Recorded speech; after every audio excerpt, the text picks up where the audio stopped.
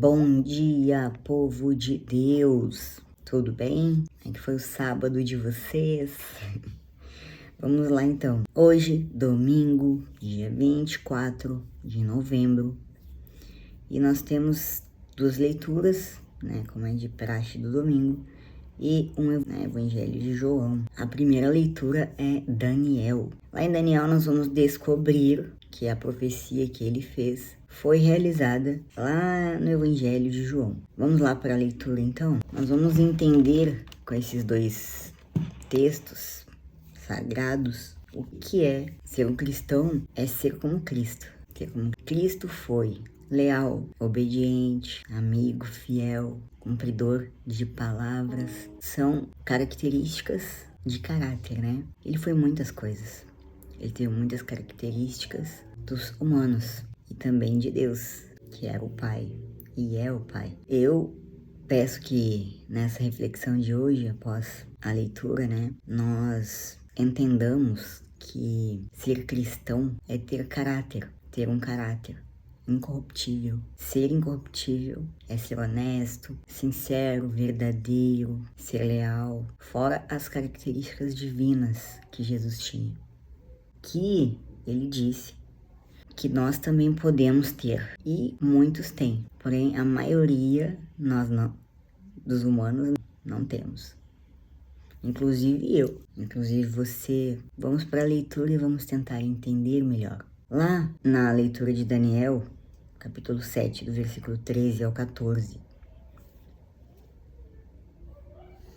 Bom dia, povo de Deus, tudo bem? Vamos para o Evangelho de hoje. No Evangelho nós vamos conhecer mais um pouquinho de Jesus Cristo, o Rei dos Reis, né? E também vamos conhecer um pouco do caráter, né, incorruptível de Jesus. Foi humano e foi Deus. Então nós temos características muito mais humanas do que divinas, mas ele disse que nós poderíamos ter também características divinas, né? Base de quê? O que você acha? Como que a gente pode melhorar as nossas características ruins para as características boas e divinas? Sem dúvida nenhuma, Jesus era justo, amável, era o amor em pessoa, fiel, extremamente justo, e era o filho amado de Deus, que Deus deixou que ele reinasse, e o seu reinado seria eterno. Se ele reinou, foi por merecimento, né, minha gente? A leitura de hoje, nós vamos entender melhor, até porque as características de Jesus são muitas. As divinas são muito difíceis, né, para o ser humano conseguir, porque o ser humano é frágil, é fraco, e ele não consegue ver além, né? Poucos, os santos sim, né? E todos se inspiraram em Jesus. Na leitura de Daniel, hoje nós temos a leitura de Daniel, temos a leitura do Apocalipse, que nós lemos, inclusive foi ontem, se não me engano, tá? Mas vamos lá. Na leitura do profeta Daniel, eu até gostaria de falar de Daniel sobre a vida, mas hoje eu não vou entrar no tema. Daniel disse assim, no versículo 13 do capítulo 7. Continuei insistindo na visão noturna, e eis que, entre as nuvens do céu, vinha um como filho de homem, aproximando-se do ancião de muitos dias, e foi conduzido à sua presença. Foram-lhe dados poder, glória e realeza, e todos os povos, nações e línguas o serviam. Seu poder é um poder eterno, que não lhe será tirado, e seu reino, um reino que não se dissolverá. Palavra do Senhor. Então, minha gente, vamos para algumas reflexões sobre este tema, e aí depois eu vou voltar aqui de novo. Uma coisa que a gente não pode negar, né, que Cristo é o centro da Bíblia, do pensamento bíblico. Então, alguns dos detalhes eu quero que você observe bem, tá? E aonde que a centralização é a revelação da revelação em Cristo é vista, tá? Da verdade bíblica, né? Que a centralização da revelação em Cristo é bíblica. O primeiro sinal disso é a doutrina do Messias do Antigo Testamento. O segundo é a doutrina do Novo Testamento sobre seus sofrimentos e morte. Terceiro, a concentração do pensamento bíblico na pessoa de Cristo. que é intensificada ainda mais pela doutrina bíblica da divindade de Cristo. Quarto, é visto na doutrina bíblica do reinado mediador de Cristo. 5.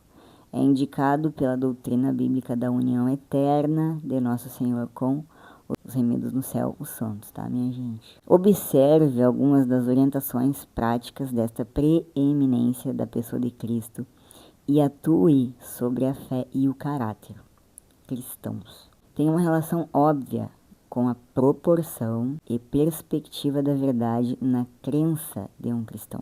Vou repetir, tem uma relação óbvia com a proporção e a perspectiva que se espera da verdade na crença de um cristão. Deixe que esta verdade torne-se reinante na alma e todas as outras verdades se classifiquem em torno dela e se voltem para dentro em direção a ela, com as partículas metálicas fazem quando um ímã se aproxima delas.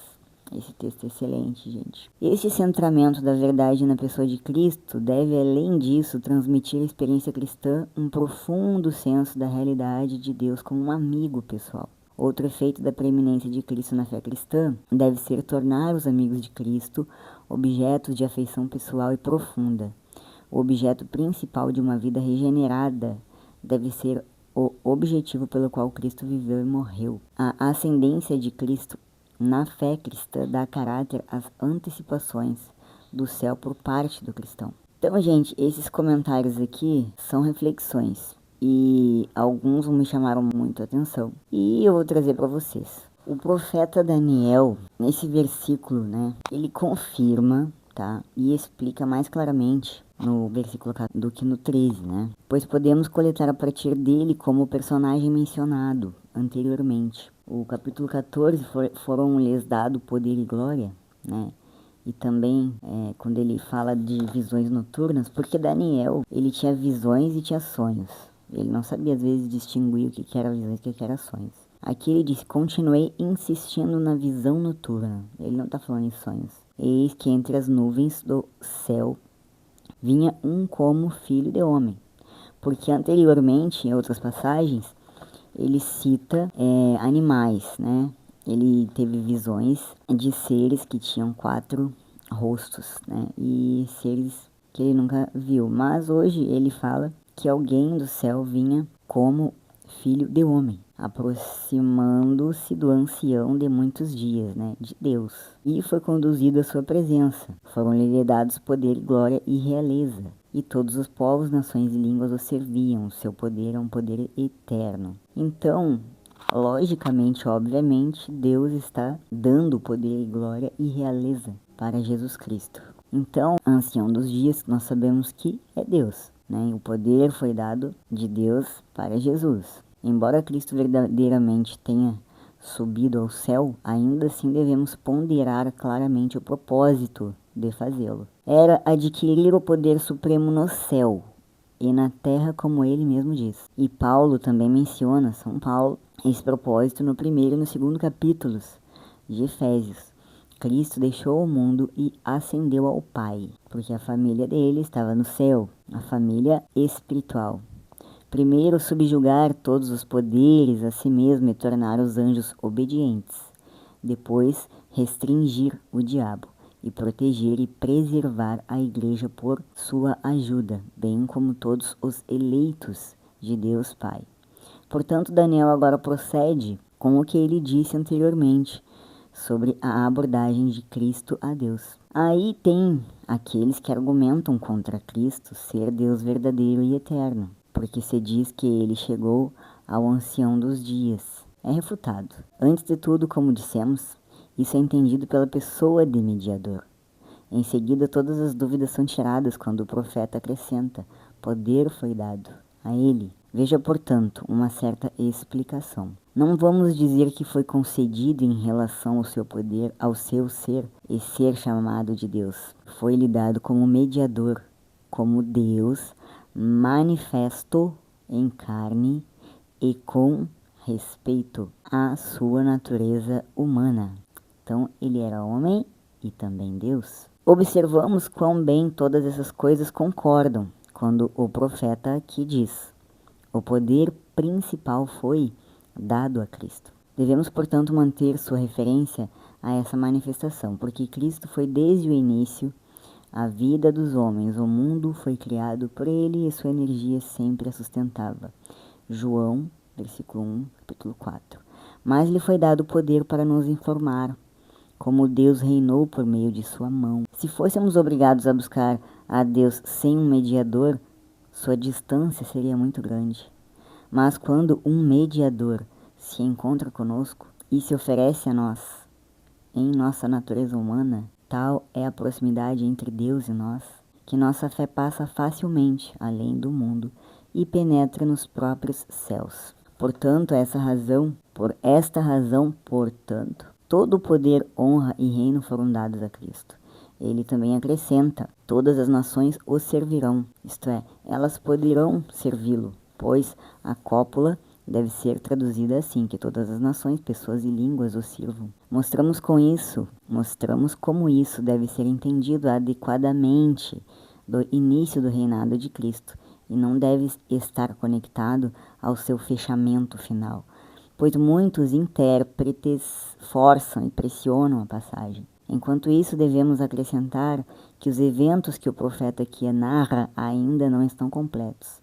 Mas isso deve ser familiar a todos os piedosos, pois sempre que o reino de Cristo é tratado, sua glória é exaltada magnificamente, como se agora estivesse absolutamente completa em todas as suas partes.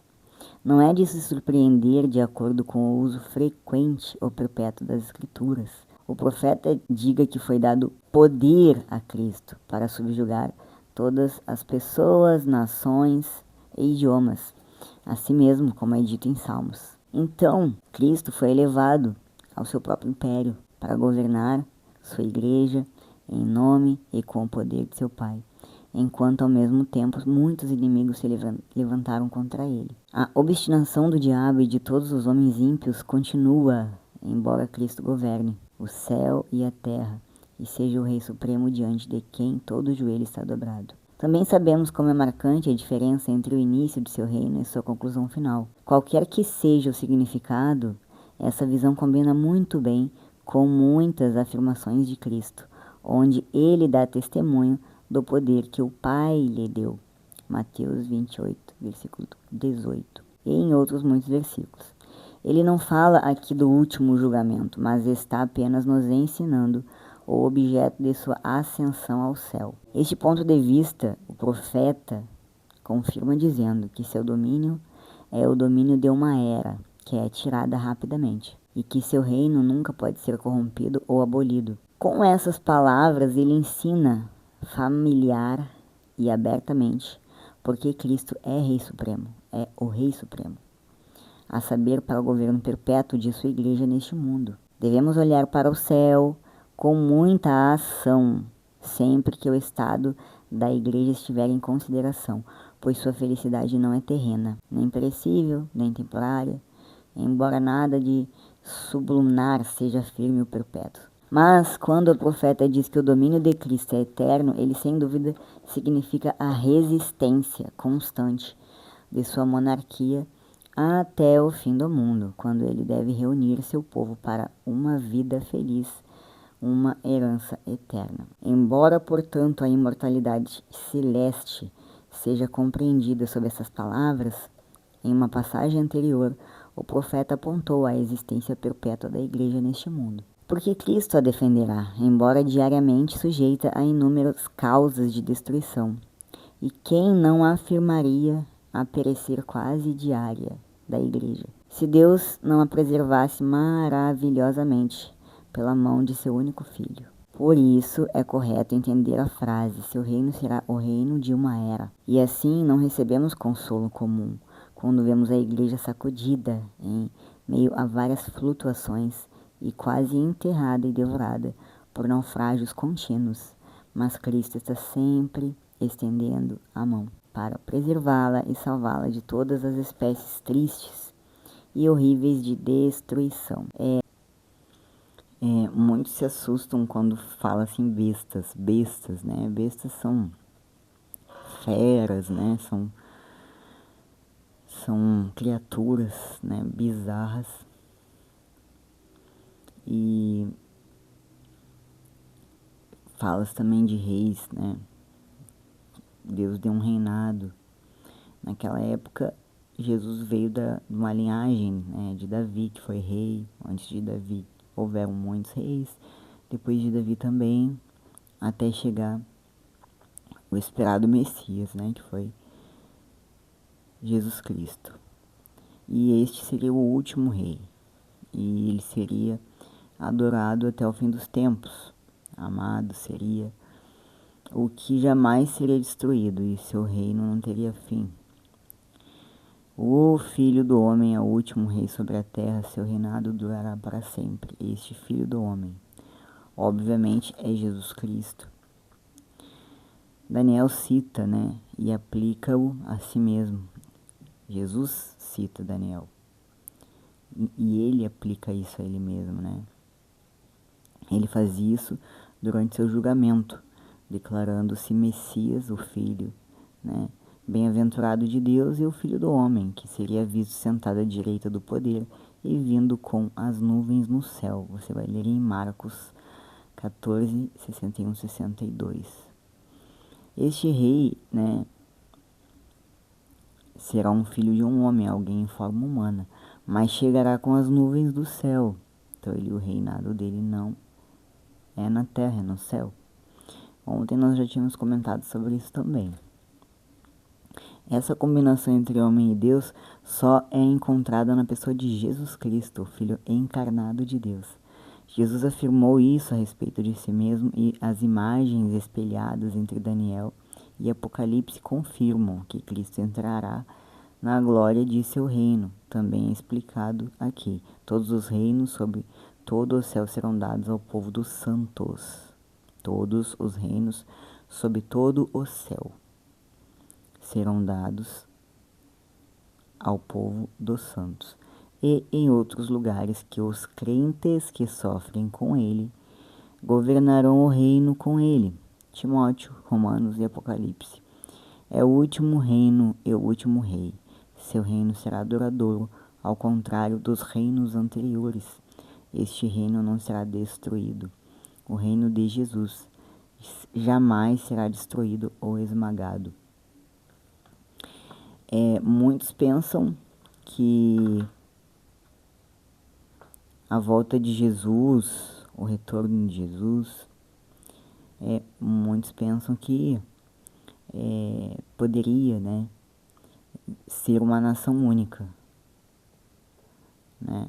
Mas ninguém pode afirmar. Pode que sim, pode que não, mas tudo indica que não, conforme o que estamos vivendo atualmente. Tudo indica que não.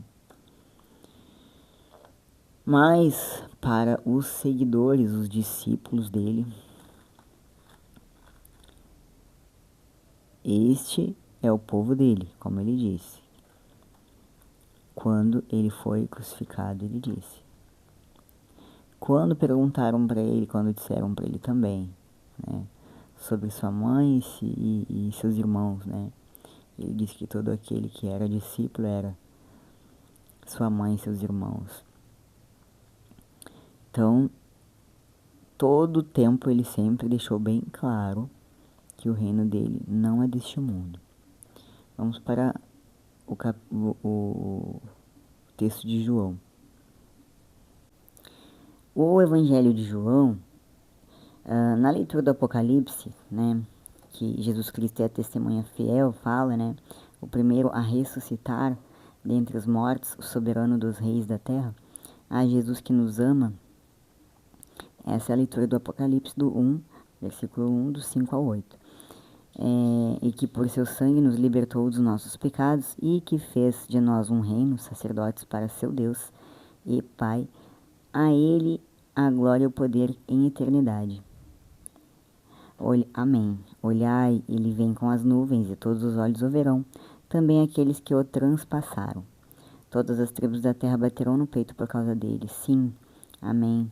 Eu sou o Alfa e o Ômega, diz o Senhor, aquele que é, que era e que vem, o Todo-Poderoso. palavra do Senhor. Então ele sempre foi o início, gente, o meio e o fim. Aqui na leitura, como nós já lemos ontem, nós vamos direto para o Evangelho de João. Na proclamação do Evangelho de São João, naquele tempo Pilatos chamou Jesus e perguntou-lhe: Tu és o rei dos judeus? Jesus respondeu: Estás dizendo isso por ti mesmo ou outros te disseram isso de mim? Pilatos falou: Por acaso sou judeu? O teu povo e os sumos sacerdotes te entregaram a mim. O que fizeste?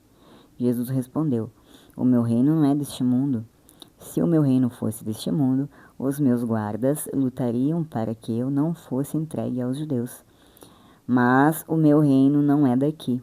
Pilatos disse a Jesus: Então tu és rei? Jesus respondeu: Tu o dizes. Eu sou rei? Eu nasci e vim ao mundo para isto, para dar testemunho da verdade. Todo aquele que é da verdade escuta minha voz. A reflexão do texto de João para os nossos dias, tá? Para poder comparar, porque o texto anterior ele foi uma profecia, né, que se realizou. Então, assim, para os nossos dias, tá? Na narrativa de João, encontramos muitas lições, né, que hoje em dia são bem comuns. Essa passagem nos desafia a refletir sobre temas como justiça, verdade.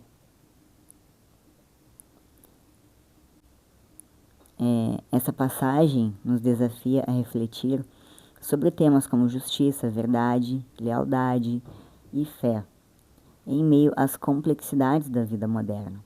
Assim como Jesus enfrentou injustiça e oposição, nós também podemos nos deparar com situações onde a verdade é distorcida e a integridade é desafiada, em um mundo onde as manchetes frequentemente destacam corrupção e desonestidade.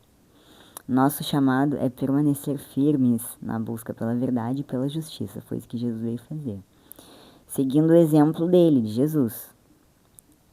Além disso, a história de Pedro negando Jesus nos recorda da fragilidade da nossa fé.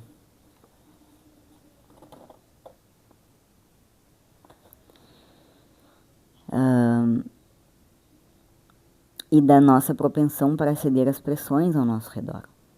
Em um contexto de crescente secularização, né, do século, e relativismo moral, né, onde a moralidade e a ética já não tem tanto valor, é muito importante que cultivemos a nossa fé, né, muito forte, muito sólida e inabalável, que nos sustente nos momentos de adversidade e nos mantenha comprometidos com os valores do Evangelho. Esse texto está se referindo não a problemas com igreja, que acontecem dentro das igrejas, ou com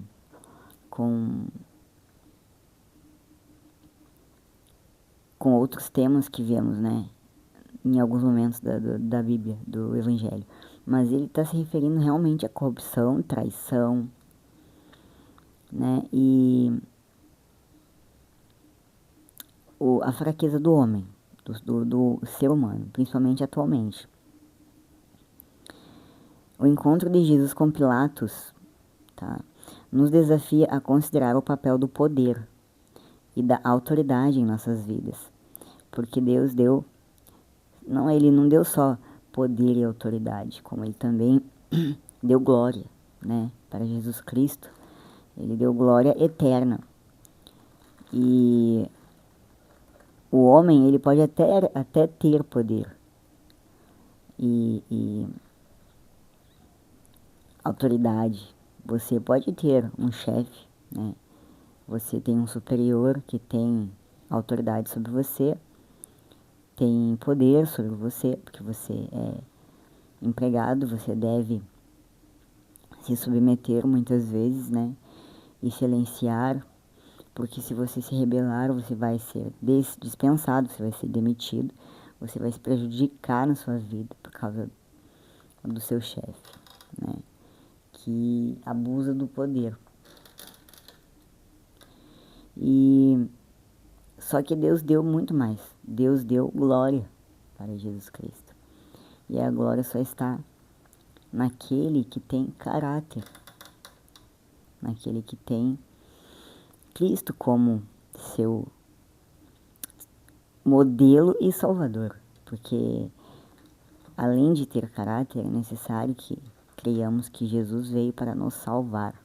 Ele é o Rei que reinará eternamente, né? Tá escrito, não sou eu que estou inventando isso. E muitas pessoas buscam nas suas carências todo tipo de coisas, minha gente. E tem temas assim que eu acho absurdos, que eu vejo ações de pessoas quando querem as coisas, né? Mas eu vou só finalizar o texto para eu poder entrar nesse tema, tá? O encontro de Jesus com Pilatos significa isso. Pilatos, ele tinha poder, tinha riqueza, autoridade, mas ele não tinha a glória de Deus, né? Ele caiu. Vivendo em sociedades marcadas por hierarquias e estruturas de poder é crucial, né? Que nós devemos lembrar da nossa lealdade, né, a Deus, sempre. E a sua vontade soberana, mesmo que isso signifique desafiar as normas e expectativas do mundo ao nosso redor. Uma coisa que eu posso dizer com certeza, né, para todo aquele que crê, muitas vezes Deus tem planos para você, para mim, para pessoas que você conhece, que são pessoas que você crê que mereçam coisas boas. E aí acontece da pessoa, né? E de certa forma,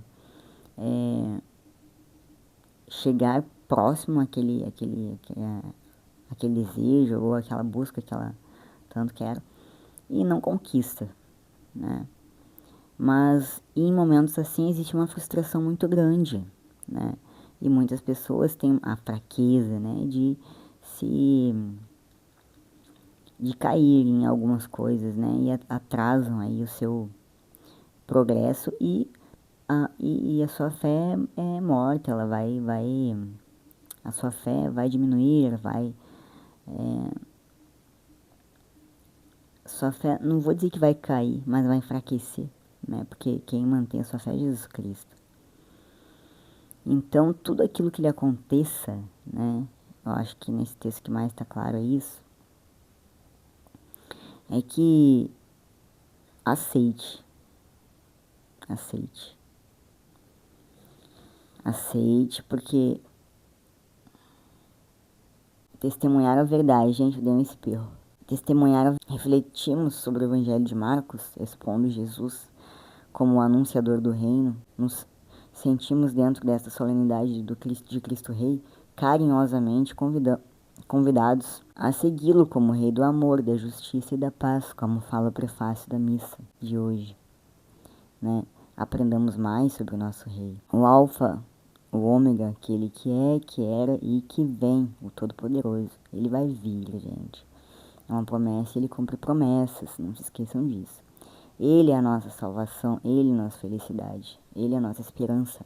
Só Jesus é a nossa esperança, minha gente, só quem crê nele, porque quem não crê nele não escuta o que ele diz, isso ele mesmo disse, né? Então, ele nos torna membros do seu reino de amor, justiça e paz. Então, ele se doou ao extremo por sua entrega à morte e morte sangrenta em uma cruz, local do suplício derradeiro dos escravos. O rei se fez servo para salvar os seus escravos, porque ele é rei e nós somos escravos dele, só que ele é um rei justo. Na leitura de Daniel, poder, glória e realeza foram lhe dados e todos os povos, nações e línguas o serviam, seu poder é eterno. Então, gente, hoje este é o Evangelho. E para reflexão, tenhamos em mente uma coisa, nós nascemos no mundo, mas nós morremos, nós duramos atualmente em torno de 60, 80, 90 anos, aí quem passa dos 90 tá com bônus extra e tem que dar glórias a Deus, porque vai poder ter tem muitas alegrias ainda. E tem que se cuidar, ficar com a saúde boa para aguentar os trancos, porque a vida nunca para. Sempre vai ser um desafio atrás do outro. E sempre vai ter a cruz para aquele que é filho de Jesus. Para aquele que não é filho de Jesus, você vai ver ele reinando. Você vai ver ele e vai se perguntar: nossa, fulano isso, fulano aquilo. Mas você é filho de Jesus. Você vai entender que tudo tem a sua hora e seu momento. E se você deseja a felicidade real, você tem que suportar. Você tem que orar. Você tem que se manter conectado com Deus o tempo inteiro. Não dê espaço para pensamentos que te trazem tristeza, que te trazem sofrimento. Você seja firme na sua caminhada. Fique 24 horas lendo Bíblia, escutando. No dia que você estiver mais fraco, você mais pense em Jesus. Acho que era Paulo que dizia, né? Quanto mais fraco, mais forte eu sou em Cristo, né?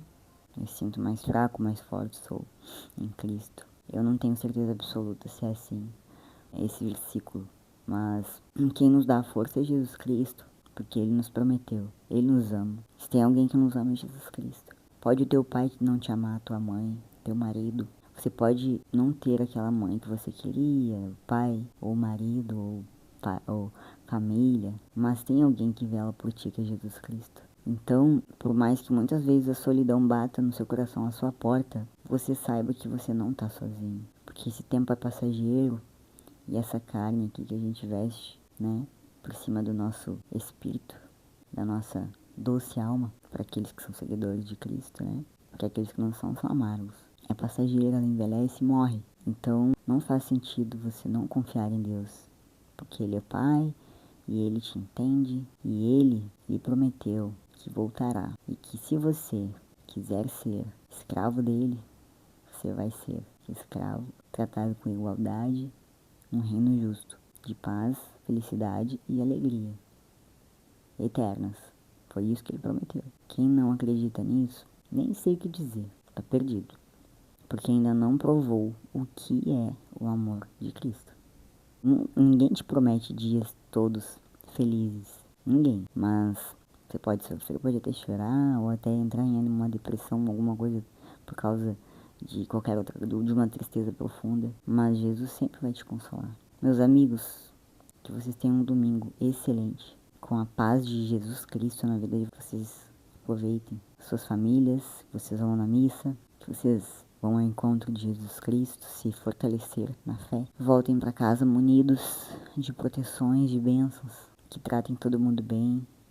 Façam uma grande retrospectiva da semana, analisando todo o seu comportamento, ações. E onde vocês perceberem que vocês podem mudar, melhorar, façam o esforço. Não por você, por Jesus Cristo, que morreu na cruz, que sofreu injustamente, que mesmo os apóstolos que estavam com ele, né, e ele pedindo que orasse por ele, não oraram. Mas ele sofreu como um humano, ele poderia ter sucumbido, mas a fé dele foi maior. E isso é um grande aprendizado para nós, tá, minha gente? Shalom, um bom descanso a todos e até amanhã, com a graça e paz de Deus. Aceite, porque existe um Deus que tem o controle, que é soberano, que tem poder e glória, é bom, é justo, é onipresente, é fiel, é amor, ele te conhece desde antes de você nascer. Tudo que você passa na sua vida, seja de ordem espiritual, material, seja lá qualquer coisa que aconteça na sua vida, você entregue nas mãos de Deus.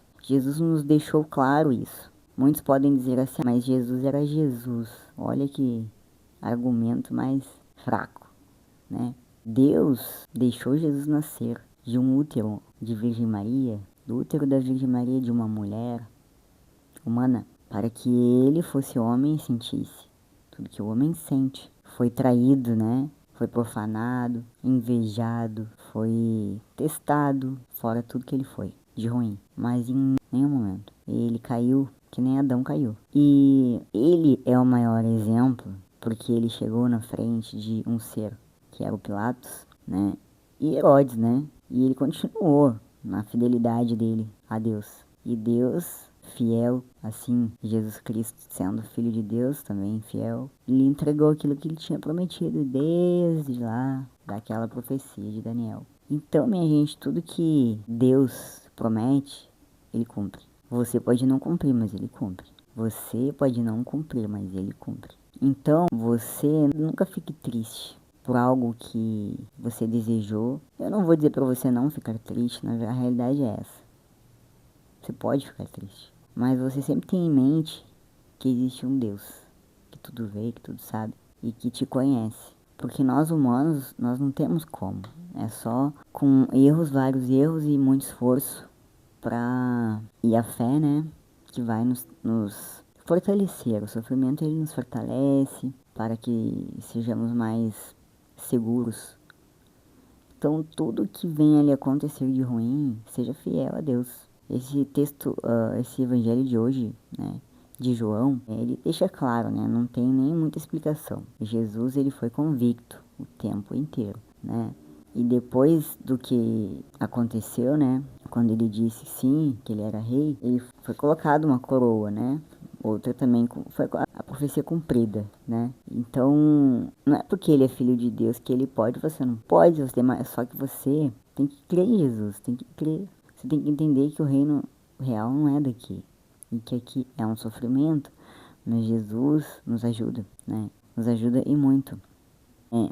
Para fechar esse vídeo de hoje, né, na página do Vaticano eu li um texto que diz assim, vou ler só um pedacinho, onde ele diz assim, que diferente dos relatos infantis em que alguém é socorrido pelo príncipe, né, nessa história, neste evangelho de hoje, o príncipe está em situação de sofrimento e humilhação, e é desconhecido, como qualquer um de nós, que não tem quem indique, né, como tal pelas autoridades do momento. Contudo, o Senhor não perde sua dignidade e com altivez responde às perguntas de Pilatos. Mais ainda, o Senhor fala de seu reino que não é deste mundo, meu reino não é daqui. Podemos imaginar o pavor de Pilatos ao ouvir esta declaração de Jesus. Em um ambiente dominado pelo misticismo, né, haja visto o recado da mulher do governador ao seu marido, para que nada lhe fizesse de mal, pois ela havia sofrido muito por causa dele em sonho. Mateus, capítulo 27, versículo 19. Quem não acredita em sonho, né, minha gente? A fala do Senhor de que seu reino não é deste mundo deve ter arrepiado Pilatos. Escutar isso de um estranho naquela época, né, minha gente? Onde existiam reis. O governador pede a confirmação da realeza de Jesus e ele se declara rei. Eu sou rei, no versículo 27. E em seguida, fala de sua missão, testemunhar a verdade